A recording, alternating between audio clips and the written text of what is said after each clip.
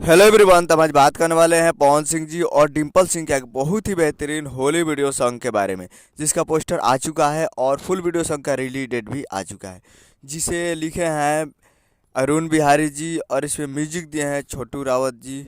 और इसे गाए हैं पवन सिंह जी और शिवानी सिंह जी, जो कि आपको स्क्रीन के ऊपर दिखाई दे रहा है। जिस सॉन्ग का टाइटल रखा गया है चोलिया छोट लइहा ये पहुना, जिसका टाइटल रखा गया है चोलिया छोट लइहा ये पहुना। और वीडियो में है पवन सिंह जी और डिम्पल सिंह जी, और ये काफ़ी देसी अंदाज में ये होली सॉन्ग आने वाला है, जो कि काफ़ी ज़बरदस्त होगा। आज 19 तारीख को सुबह सुबह 10 बजे इसको रिलीज किया जाएगा, तो आप लोग तैयार रहिएगा। 19 तारीख को सुबह सुबह 10 बजे global music junction Bhojpuri YouTube channel पे, global music junction Bhojpuri YouTube channel पे आज सुबह 10 बजे रिलीज किया जाएगा 19 तारीख को। तो global music junction Bhojpuri YouTube channel पे फुल वीडियो सॉन्ग 10 बजे रिलीज किया जाएगा।